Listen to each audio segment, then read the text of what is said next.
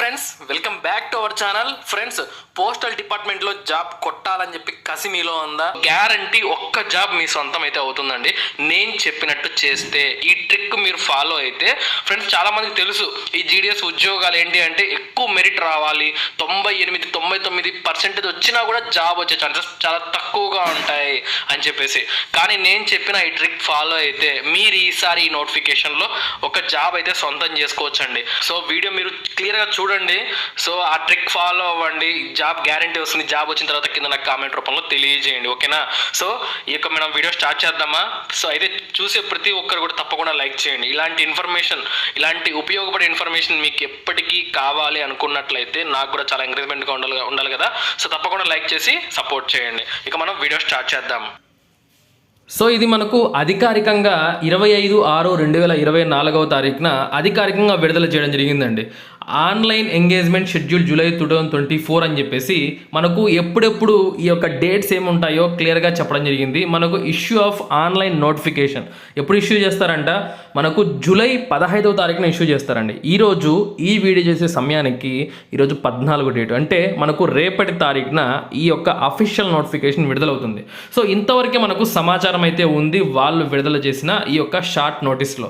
So మనకు 60,000 ఉద్యోగాలు అని చెప్పి ఎక్కడ కూడా మనకు మెన్షన్ చేయలేదు. ఎన్ని వస్తాయో కూడా మనం ఎక్స్పెక్ట్ చేయలేము. నాకు తెలిసి ఒక 35-40 మధ్యలో అయితే ఉండొచ్చు. అయితే ఎన్నన్నా ఉద్యోగాలు రాని, సో మనం ఇందులో ఒక జాబ్ అయితే ఖచ్చితంగా కొట్టాలి. సో అది ఎలా ఏంటి అని చెప్పి ఈ వీడియోలో మీకు చాలా క్లియర్గా ఎక్స్ప్లెయిన్ చేస్తాను. 50% మార్కులు ఉన్నా సరే మీరు ఈ వీడియోని మిస్ చేయకుండా చూడండి, అప్పుడు మీకు కూడా అర్థమవుతుంది. చూడండి, ఈ ఉద్యోగాల్లో సెలెక్ట్ అయినట్లయితే బ్రాంచ్ పోస్ట్ మాస్టర్గా మీరు ప్లేస్ అయితే మీకు 12,000 రూపాయలు అయితే మనకు ఉంటుందన్నమాట. సో దీనికి అలవెన్స్లు ఇవన్నీ కూడా ఉంటాయి. తర్వాత అసిస్టెంట్ బ్రాంచ్ పోస్ట్ మాస్టర్ కానీ డాక్స్ కానీ మీరు జాయిన్ అయినట్లయితే మీకు 10,000 రూపాయలుగా ఉంటుంది. అయితే ఇది చిన్న జీతమే కదన్నా అంటే, ఫ్రెండ్స్, పోస్టల్ డిపార్ట్మెంట్లో జాబ్ అంటే ఆషామాషి విషయం కాదు. కానీ ఇక్కడ ఈ పొజిషన్లో మీరు జాయిన్ అయితే మీకు డిపార్ట్మెంటల్ ఎగ్జామ్స్ ఉంటాయి, దాని ద్వారా మీరు ప్రమోషన్స్ పొందొచ్చు. సో పోస్టల్ డిపార్ట్మెంట్ జాబ్స్ కొట్టాలి అంటే ఎస్ఎస్సి లాంటి ఎగ్జామ్స్ మనము గెట్ ఆన్ అవ్వాలి. సో భయంకరమైన కాంపిటీషన్ ఉంటుందన్నమాట. సో కానీ మీరు ఇలాంటి అవకాశాన్ని సద్వినియోగపరచుకుంటే, సో ఒక షార్ట్ కట్తో మీరు డైరెక్ట్గా పోస్టల్ డిపార్ట్మెంట్లో మంచి స్థానంలో అయితే ఉండొచ్చు అనమాట. సో స్టార్టింగ్ మనం చిన్నగానే ఉంటాం, ఓకేనా?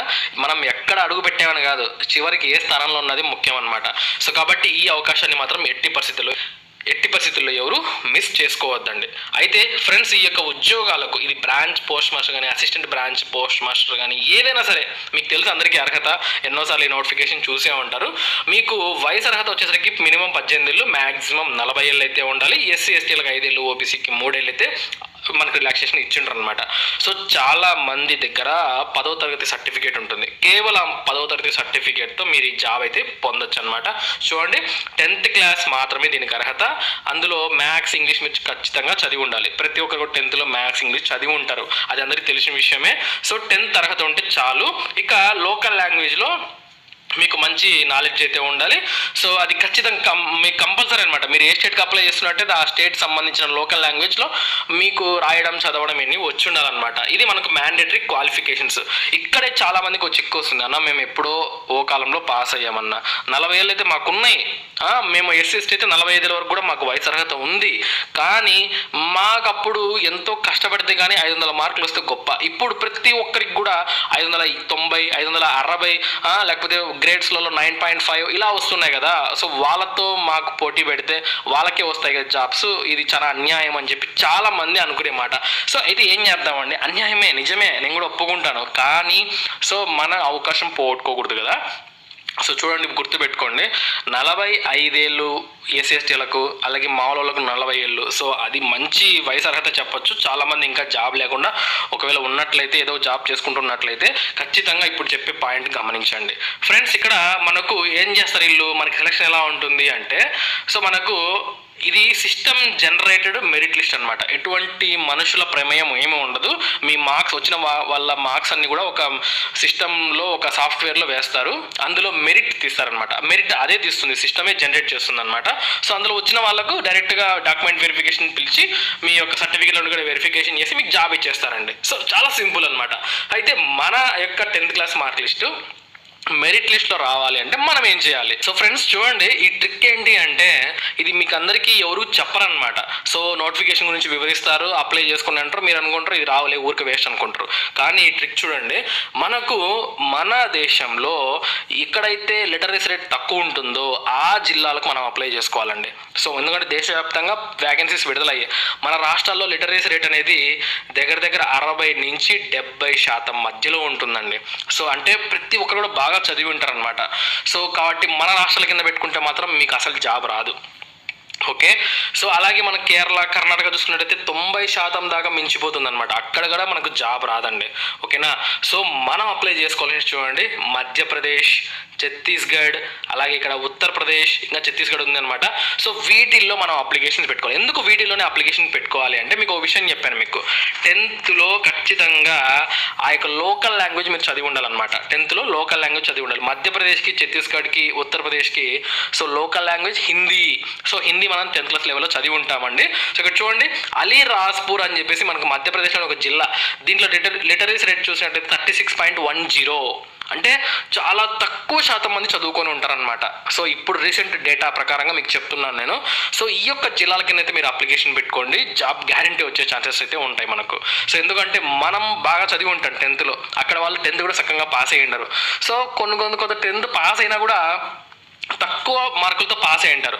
సో కాబట్టి మీరు అక్కడ పెట్టుకోండి. ఓకేనా, తర్వాత బీజాపూర్ ఛత్తీస్గఢ్లోని 40.86%, అలాగే దంతెవాడ 42.12%, ఇంకా ఉత్తరప్రదేశ్ 46.74%, అలాగే ఛత్తీస్గఢ్ ఇంకొక నారాయణపూర్ 48.62%. సో ఈ విధంగా చూసుకున్నట్లయితే సో మన దేశంలోని ఈ రాష్ట్రాల్లో, ఈ యొక్క 10 రాష్ట్రాల్లోని ఈ జిల్లాల్లో తక్కువ లిటరసీ రేట్ ఉంటుంది, 50% కూడా మించదనమాట. సో మన రాష్ట్రాలతో పోల్చుకుంటే చాలా తక్కువ మంది ఇక్కడ అవగాహన ఉంటుందన్నమాట. అంటే చదువు పైన అవగాహన, అందరూ చదువుకున్నారు, ఏదో పనులు చేసుకుంటూ ఉంటారు. సో కాబట్టి మీరు ఇలాంటి రాష్ట్రాలను ఎంచుకొని మీరు అప్లికేషన్స్ పెట్టుకోండి. గుడ్డిగా ఏదో అప్లై చేసామా రాలేదా ఇది వద్దు మనకు. ఫ్రెండ్స్ చూసారు కదా, ఈ వీడియోలో మీకు చాలా క్లియర్గా ఎక్స్ప్లెయిన్ చేశాను మనం ఎక్కడ పెట్టుకుంటే జాబ్స్ వస్తాయి ఏంటి అని చెప్పి. కాబట్టి రేపు అంటే మనకు 15వ తారీఖున మనకి ఇది అఫీషియల్గా విడుదల కాబోతుంది. ఎన్ని ఉద్యోగాలు ఉంటాయి, తర్వాత మనకు ఈ యొక్క లాస్ట్ డేట్, ఇవన్నీ కూడా చాలా క్లియర్గా అయితే వాళ్ళు ఆ నోటిఫికేషన్లో విడుదల చేయడం జరుగుతుంది. అంతవరకు కూడా మీరు ఏ పుకార్లను నమ్మద్దు. ఎన్ని ఉద్యోగాలు ఉంటాయి మనకు అఫీషియల్గా అయితే ఏమి ఇంకా రాలేదన్నమాట.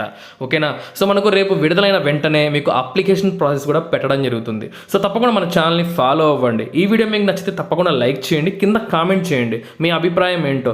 సో అప్లికేషన్ పార్ట్, ఎందుకంటే కొంతమంది అప్లై చేసుకునేటప్పుడు ఎలా అప్లై చేయాలి, ఇప్పుడు నేను చెప్పాను కదా, ఆ యొక్క డిస్ట్రిక్ట్లో ఎలా పెట్టుకోవాలి, పోస్ట్ ప్రిఫరెన్స్ ఎలా పెట్టుకోవాలి, ఇవన్నీ చాలామందికి అర్థం కాదనమాట. సో అందుకోసమే చెప్తున్నాను, ప్రతి ఒక్కరు లైక్ చేసి అలాగే కామెంట్ చేయండి. సో మీరు ఎక్కువగా ఈ వీడియోని ఎక్కువగా షేర్ చేసి మీ వాట్సాప్ స్టేటస్లో షేర్ చేస్తే సో నాకు కూడా చాలా ఎక్కువ మోటివేషన్ వస్తుంది. దాని ద్వారా రేపు మీకు చేయగలుగుతాను అనమాట. తప్పకుండా ఈ పని అయితే చేయండి. ఓకేనా, ఖచ్చితంగా ట్రెండ్లోకి వెళ్ళాలి వీడియో. ఓకే, ఇక మనం పూర్తి విషయాలు అయితే తెలుసుకున్నాము. సో ఇంకేమైనా డౌట్స్ ఉంటే కింద కామెంట్ రూపంలో తెలియజేయండి. సో రేపు మళ్ళీ కలుసుకుందాం. ఉంటాను. Have a nice day.